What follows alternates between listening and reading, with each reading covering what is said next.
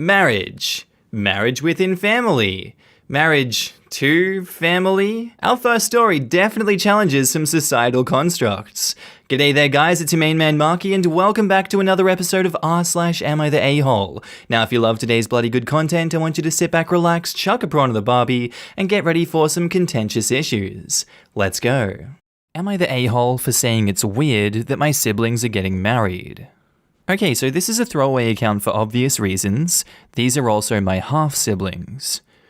So my 24 female, half-sister, 21 female on my mum's side, and my half-brother, 22 male on my dad's side, are getting married in December. Both of my parents have been supportive but awkward about it. My mum took my sister dress shopping on Saturday, and I stayed at my brother's house to have lunch with him and my dad. We started talking about the wedding, and I randomly blurted out something along the lines of, "This is so weird." And when asked what I meant, I stated that my siblings were about to marry each other, and tried to crack a joke about indirect incest. This did not go over well. My brother called me a tramp, and said that I was unnecessarily making things weird. My dad stayed silent. I immediately defended myself, saying that technically, that's exactly what it is, and that it is an awkward situation. I tried to get my dad to chime in, but he refused to stand up for either of us. My brother asked me to leave, and later that day, I got a call from my sister, saying that if I couldn't be supportive and happy for them, then I shouldn't bother even coming to the wedding. I feel like this was all blown out of proportion. Am I the a-hole? Edit. I'm banned for 3 days, so I can't respond to anyone. 1. Yes, we were all legitimately raised together, just within 2 separate households. But since we were in diapers, we've been raised as siblings. 2. Whoever said that I said they haven't been dating more than a year, that comment clearly says, my parents. 3. I apologized and got called an expletive, so whatever at this point. Y'all are right. I'm an ass. Congrats. I'm gonna give my judgment anyway. Yes, it is very awkward. It is very weird to drag the dad into this one. If you guys have been raised since siblings, since you're in diapers, you've been raised as siblings. I find that very weird from the outside looking in to think that a romantic relationship was struck between 2 people that have been raised together their whole life. Yes, they may not genetically be involved because it's 2 sides of different coins. They just happen to be related to OP, they're siblings to them, but yeah, there isn't anything there. Really depends where you stand on this one, because obviously to you, it's really weird, and to me, that would be absolutely weird. So, I don't judge you for saying it. A lot of people would and can judge you for it. Everyone's entitled to their own opinions. I probably would make the same joke if I was OP. I would probably ask the same questions because if I put myself in those shoes, oh my god, that's weird. So yeah, morally, probably the wrong thing to do, but I don't think you're an a-hole. I think this is so odd. Not the a-hole. I think they're overreacting. Now in the comments, Tweaky Wolf says, "You're the a-hole. They are not related to each other. They just happen to both be related to you. You're allowed to feel weird, but you keep that to yourself because, while it's an odd occurrence, calling it indirect incest is taking it too far." I hate the way everyone here has taken the whole blood is everything route. Does that mean I can marry the sister I grew up with because I'm adopted? Can I marry my birth father? After all, I'm legally not related to him. Of course not. That's weird. Like it or not, if you grow up with someone, you're a sibling. And I would call it incest with no hesitation. Striped Badger says, "Yes, you're the a-hole." I'd say inadvertently, but you're old enough to know better. You're allowed to find it weird, but you do know who to talk to about finding it weird though. Literally anyone else that's trustworthy except the couple. Their relationship is not open to your judgment. It is their relationship with each other, not their relationship with you. Dump your awkwardness out, not in. Sashimi 1300 says, "Not the a-hole. It's frickin' weird, full stop." What's super weird are all the responses here telling OP it's not about you, not the a-hole. All OP did was acknowledge the elephant in the room. Then everyone got all butthurt because they couldn't ignore it anymore. But if this were my family, I'd find it weird if no one ever mentioned how weird the situation is. This doesn't mean OP isn't supportive or doesn't think they should get married, it just means that she's the only one being honest about how weird this makes her feel. Unlike everyone else pretending this kind of thing happens every day. It doesn't. And guess what? Other people will find it weird too. Better get used to it. Not the a-hole. And OP just reiterates with their own comment down here, yes, we were all raised together. It was just my sister and I under the same roof, but the three of us grew up practically inseparable. Bringing this up because someone tried to say we weren't raised together. But you weren't raised together. You grew up together. You didn't live at his house and he didn't live at yours. He was a friend who happened to be related to you and you alone. But I doubt your parents at your house disciplined him the same way as they did you and your sister because they weren't his parents. They couldn't ground him or punish him, same as his parents couldn't punish your sister. He went home to his room at his house and didn't have a room at yours. Your families got together on holidays, but your parents didn't have to get him gifts for Christmas, same as his parents didn't have to go all out with the gifts for your sister. It's nice that your parents got along so well after separating that you three could grow up so close, but that doesn't change the fact that he's not your sister's brother. They could have grown up just as close without you, and no one would bat an eye at this marriage. I think they would, buddy, I'm sorry. It's only weird because you're making it weird that it's weird. And OP replies, it's really funny that you read this 2-paragraph scenario and suddenly know exactly how we were raised, because 95% of what you said is completely untrue. The only accurate thing you mentioned is that my brother didn't have a room at my mum's house. Probably because we lived in a 2-bedroom home and one was reserved for my mum. But congrats on being so financially well off that all of your siblings got their own room, I guess.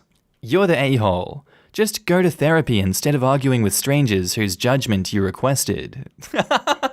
Oh my god. Not the a-hole. That is weird. What is up with this comment section? Yeah, I'm surprised. Right now, OP's perspective is, my little brother and little sister are getting married to each other. It's really freaking weird. I mean, there are no issues with genetics because they're both half-siblings, but they're still my younger siblings. We grew up with each other and were raised as siblings. It's pretty weird, right? The real world says, yeah, I can see why that would be weird for you. Comments here, it's totally fine. You need therapy for saying out loud that it's weird, you jerk. Honestly, I think OP's siblings will need to develop a sense of humor about it, because surely it's gonna come up again, and again, and again. What do you guys reckon? Sorry I got so heated with this one, I just think this is ridiculous, this situation. Our next post is by user StreetMitch, titled, Am I the a-hole for changing my mind about food I was trying to give to a homeless person? So in my area, there are tons of homeless people.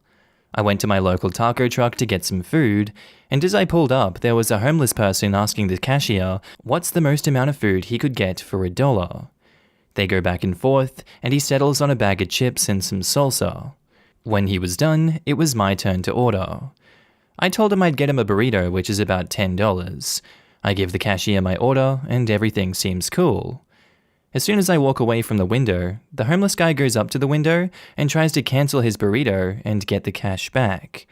I stop him and say, "You don't want the burrito?" To which he replies he would rather have the money.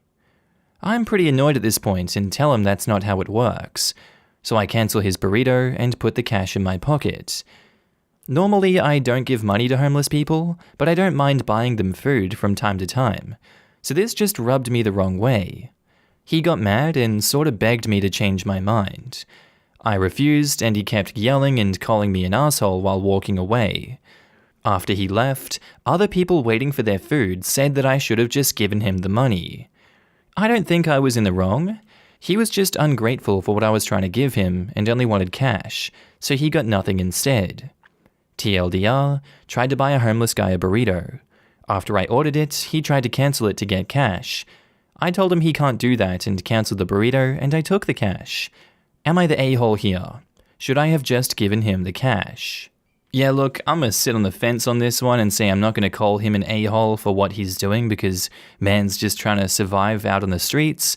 I'm not gonna say you're particularly an a-hole because you can do what you want with your cash. I do feel like it was a little bit heartless what you're doing there. And to each their own, maybe it was easier, maybe it was morally better that you let this one go and let him have the $10. This is a hard judgment to make, and I don't really have much else to add to this, so I'm just going to sit on the fence and say, no a-holes here.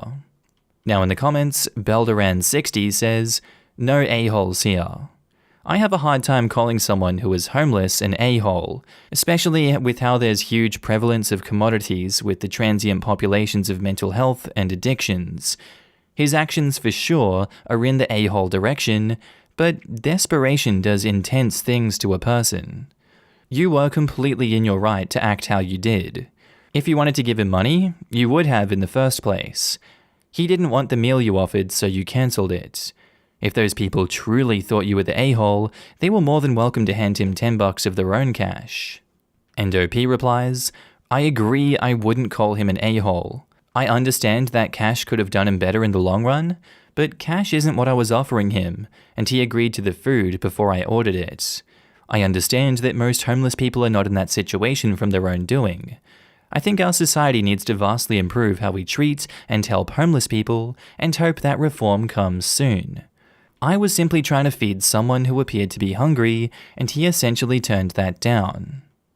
I get why you're upset, but I also get why the homeless guy went for the money. $10 is a lot of money for a homeless person. It could feed them for 3 or 4 days. Plus, his system probably couldn't handle the burrito.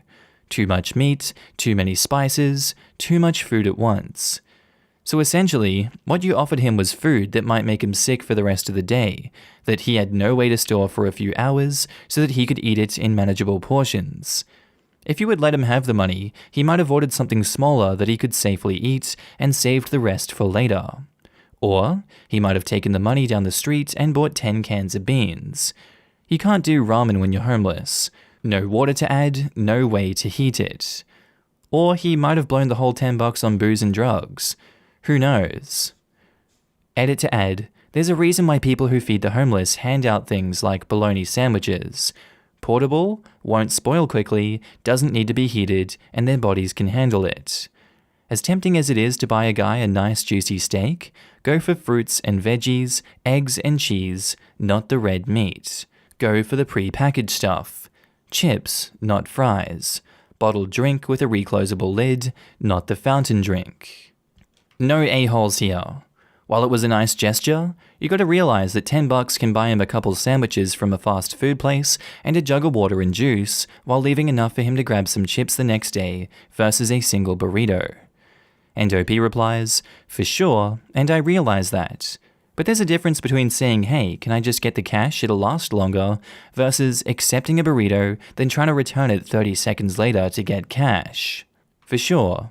But as a homeless dude, he may have expected you to say no, and he ended up with nothing, which is what happened anyway. Our next post is by user AmITheA Pads, titled, Am I the a-hole for not paying my uncle back? So my parents and I are visiting my uncle and my cousins.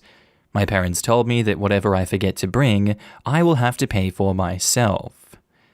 My period started 2 weeks early on the first day here, and my parents said they were too tired to take me to buy pads and tampons. I asked my uncle to drive me to Target and told him that I forgot a couple things. He said okay, and then drove me. I bled onto the seat in my uncle's car, and my uncle figured out why we were there pretty quick. He bought me pads, tampons, chocolate, chips, a heat pad, and he took me to Starbucks. I tried to pay, but he wouldn't let me. When we got back to his house and my parents saw that I had a lot of stuff, they asked me how I was able to pay for it all, as I lost my job in January and haven't found a new one since.